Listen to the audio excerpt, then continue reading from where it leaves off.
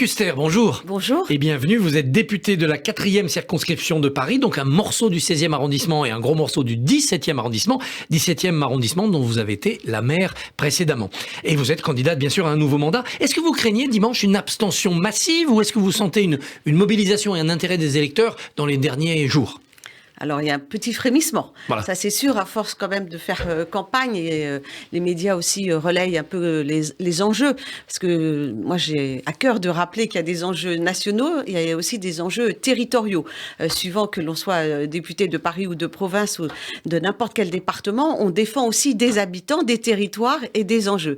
Et Dieu sait si à Paris, il y a un enjeu majeur qui est entre autres la politique parisienne d'Anne Hidalgo. Nous sommes députés de la nation, mais aussi si nous sommes ancrés comme je suis conseiller de Paris, bien plus fort en étant élu de Paris et député pour combattre la politique parisienne. Pour améliorer ce lien entre le député et les citoyens, est-ce qu'on pourrait faire 2 réformes ? Voter pour les députés en même temps que le président, pour éviter cette période un peu étrange qu'on a connue, et puis réautoriser un certain cumul des mandats. Alors, le cumul des mandats, et c'est un peu un sujet tabou. C'est vrai que j'ai dû, moi, abandonner mon mandat de maire, et c'est d'ailleurs complètement illogique à Paris, puisque les maires d'arrondissement ne sont même pas élus de plein exercice. Mais j'ai pu rester conseiller de Paris. Mais vous ne pouvez pas avoir de délégation vous... Je ne peux pas avoir de délégation, mais je me sens quand même ancrée dans le territoire. Ce qui est beaucoup plus embêtant, je pense, c'est pour dans les circonscriptions de province, où les maires qui ont un rôle vraiment clé, et parfois sont démunis quand ils sont maires de petites communes, alors que des maires de grandes communes ne puissent pas cumuler. Je l'entends, mais je trouve dommage que pour certaines collectivités, et il y avait eu des projets à partir de 20 000 habitants que nous avions portés et qui avaient été refusés. Donc c'est un sujet, mais néanmoins ça ne nous empêche pas d'être ancrés dans nos territoires, contrairement à ce que parfois certains médias disent. Et c'est pour ça que chez les LR, bien souvent nous avions déjà élus, contrairement aux députés d'En Marche qui arrivaient un peu de nulle part, et comme d'autres aujourd'hui vont continuer à arriver de nulle part car n'ayant jamais exercé un mandat. On a un peu ça avec la NUPES.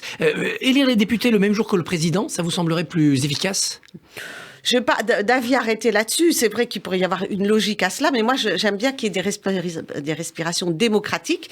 Et je trouve que lorsqu'il y avait... Je suis plutôt pour le septennat avec des législatives qui donnent une respiration. Tous les 5 ans. Mais ça, voilà, je ne suis pas sûre qu'il y ait non plus de solution magique. Mais en revanche, là, le délai entre la présidentielle et les législatives, enfin, en fait, la France, pendant 6 semaines, n'a absolument pas bougé. On a perdu un temps fou.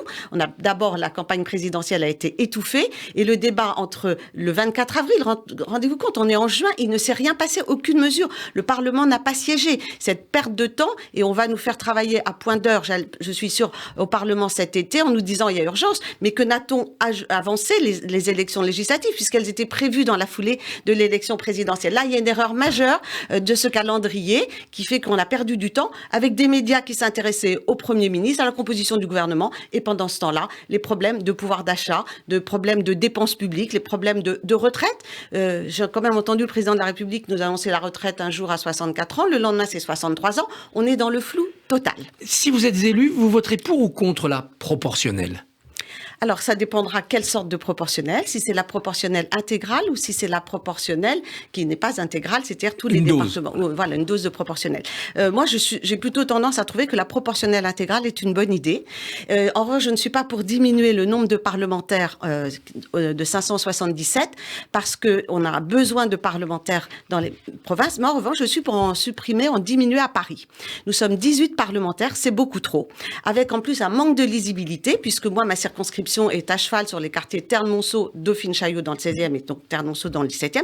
C'est illogique. À une rue près, à un trottoir près, on ne sait pas qui est son parlementaire. Donc moi, je suis pour que ce soit un arrondissement, un député, et pour les plus petits arrondissements, on les regroupe pour que ce soit bien le même nombre d'habitants. Et là, il y a une lisibilité et on sera d'autant plus fort qu'on sera repéré. Dans votre circonscription, est-ce que vous subissez le contre-coup de l'échec de Valérie Pécresse à la présidentielle ? Elle a fait, je crois, 13% dans votre circonscription. Ou est-ce qu'au contraire, pour les gens, c'est totalement différent ?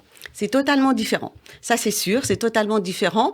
D'abord parce que je suis connue quand même un peu, en ayant été maire pendant 10 ans. J'ai été députée très présente pendant 5 ans. J'ai même eu le classement de première députée de Paris. Donc, je le dis avec fierté parce que je me suis investie non seulement sur le territoire, mais également sur les enjeux nationaux. Et donc, j'ai été une députée, je pense, utile. Et je pense qu'il faut continuer à être utile.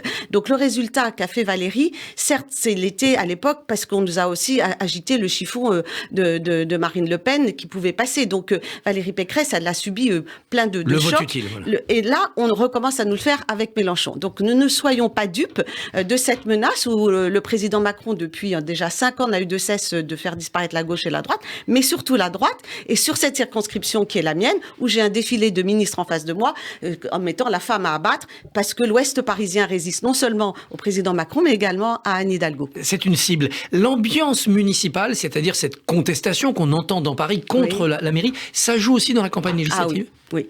En tout cas, moi, j'en parle parce que en étant députée et élue au Conseil de Paris, je peux rebondir au sein de l'hémicycle du Conseil de Paris sur des sujets que j'ai défendus à l'Assemblée nationale.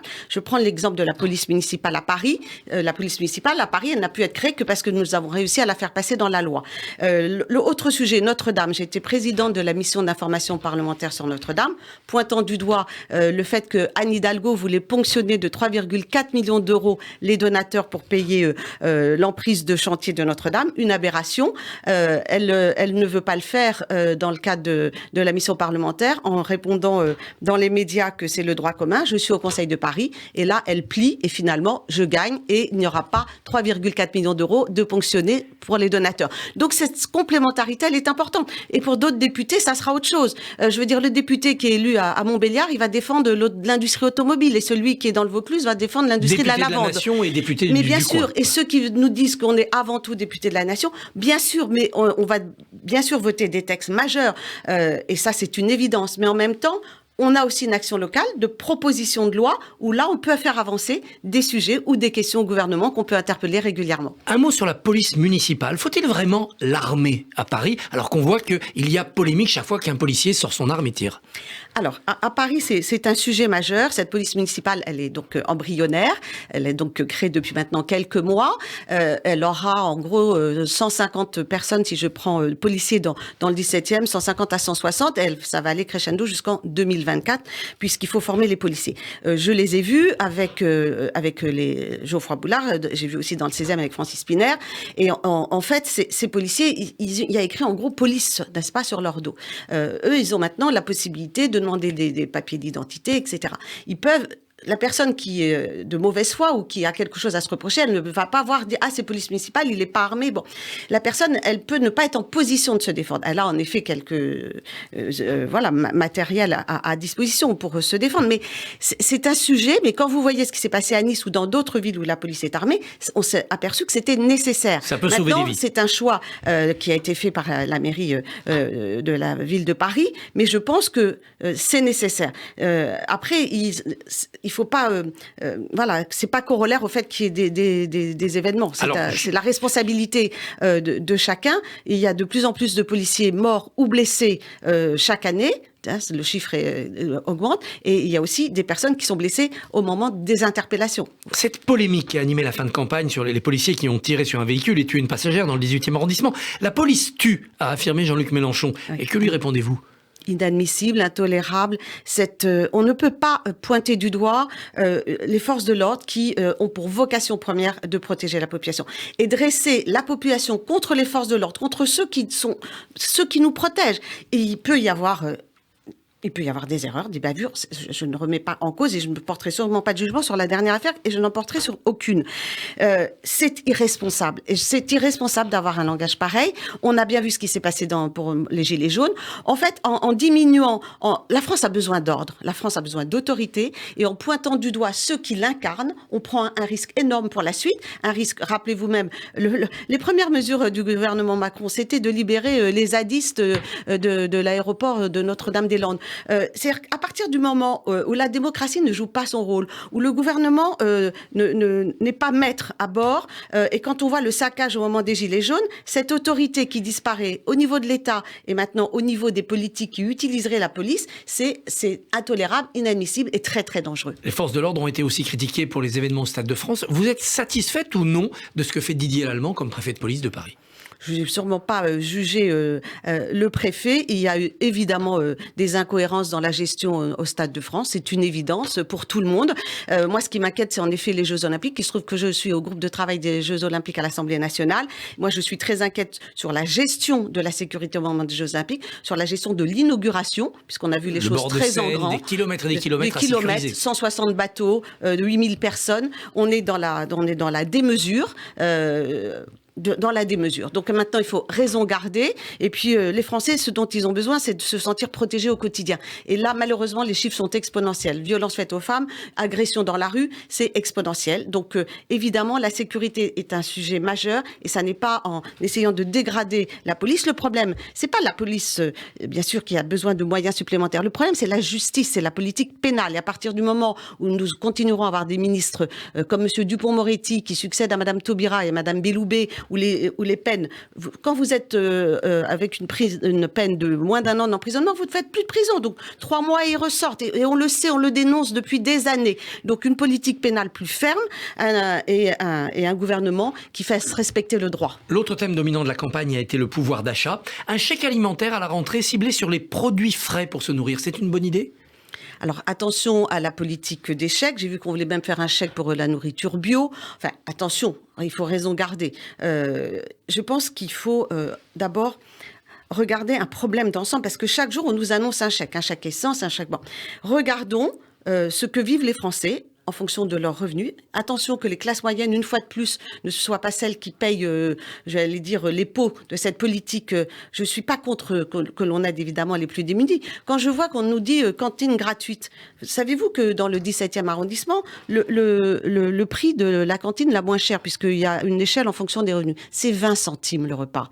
Donc arrêtons de nous dire au niveau national, les cantines, elles sont gérées par les communes, elles sont gérées autrement. Donc l'État, à force de prendre des mesures, de sujets qui ne le regarde pas, parce qu'il va falloir après qu'il compense les collectivités si c'est gratuit. Et on voit bien que l'État ne compense pas. À chaque fois, il dit, regardez sur l'allocation logement, pas l'allocation, la taxe d'habitation.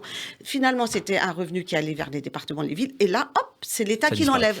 Un dernier mot sur la droite. La droite, après cette année électorale, que faudra-t-il faire ? Choisir vite un chef ou prendre son temps ? Prendre son temps.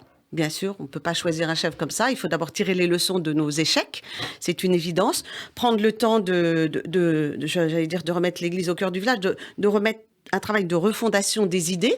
Je ne dis pas qu'il n'a pas eu lieu, sauf qu'il y a un moment où nous n'avons pas été lisibles. Il y a pu y avoir un problème d'incarnation, il y a pu y avoir aussi un problème de calendrier. Un candidat quelques mois avant une présidentielle, avec des primaires qui, on a bien vu, ne sont pas la solution, mais elles n'étaient pas la solution parce que personne ne s'imposait. On a 5 ans devant nous. Moi, je pense qu'on a peut-être 2 ans d'ici les européennes pour se préparer. Et puis, un chef 3 ans avant, ou une personnalité qui 3 ans avant incarnera ce que nous sommes pour être prêts au moment des présidentielles prochaines. Brigitte Kuster, merci, bonne journée. Merci beaucoup.